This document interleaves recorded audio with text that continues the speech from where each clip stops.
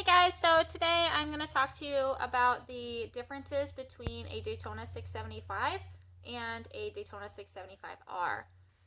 A few years ago, my sister was over at my house and she asked me what the difference between both of my 675s was, and I just about lost it on her. I was absolutely astonished that somebody didn't know the difference between a base model and an R model.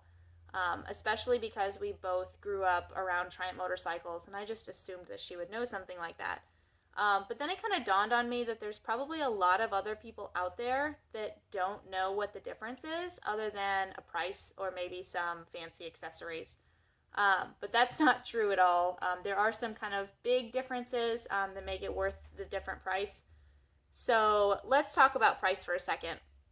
So in 2014, a base model Daytona was $11,599 retail, I believe. And the R model was $13,499. So that's a $1,900 difference in the price, but you're getting some pretty neat upgrades for that price. And if you wanted to buy all of the parts and all the options later on down the road and convert a base model to an R model, you're looking at like a $4,000 to $5,000 price tag versus a $1,900 price tag from the factory.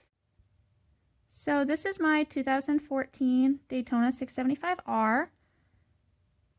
One of the big differences between a base model and an R model are the color options.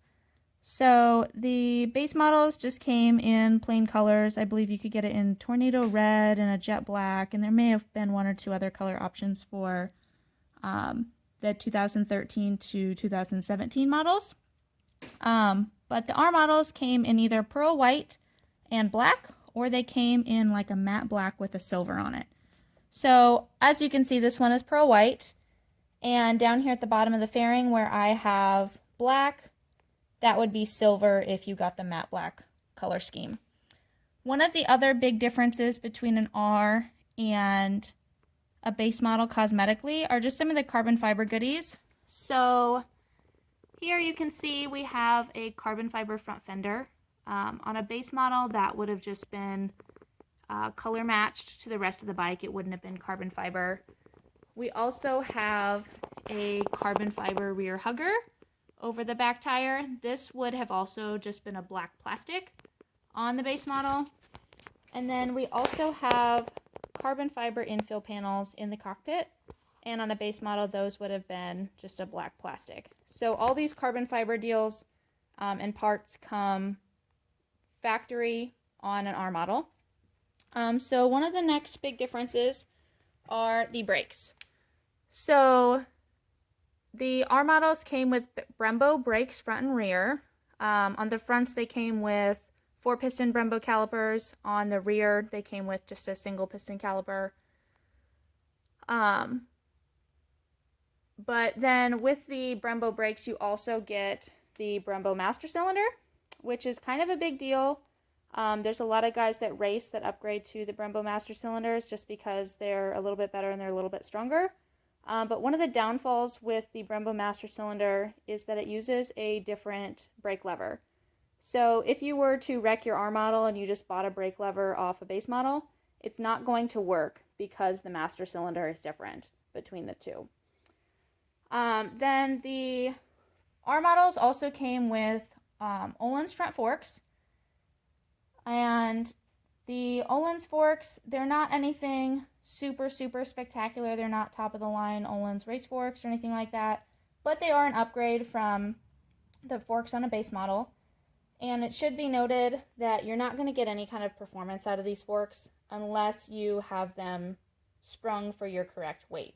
So if you're a 175-pound rider, then the fork springs just from the factory are probably good for you. But if you're a 250-pound rider, you're going to need to get internal fork springs that match your weight. Otherwise, you're not going to get the performance and the extra capability out of these forks versus what would come on a base model.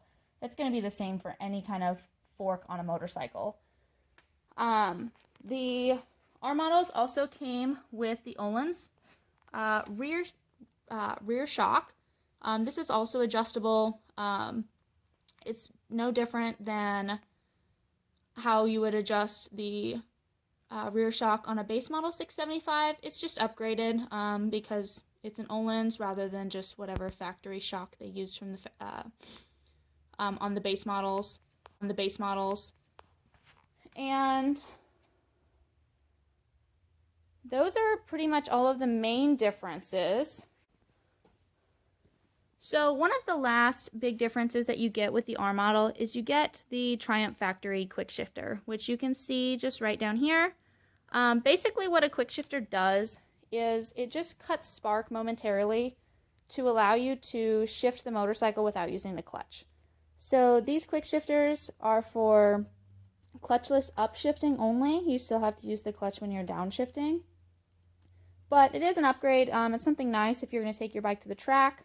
The R model was kind of meant to be a race model, and so that's why they kind of did some of these upgrades, is to make them a little bit sportier, a little bit better performance if you're going to go to the track. But there you have it. Those are the main differences between the base model 675 and the R model. I hope that you learned something from this video.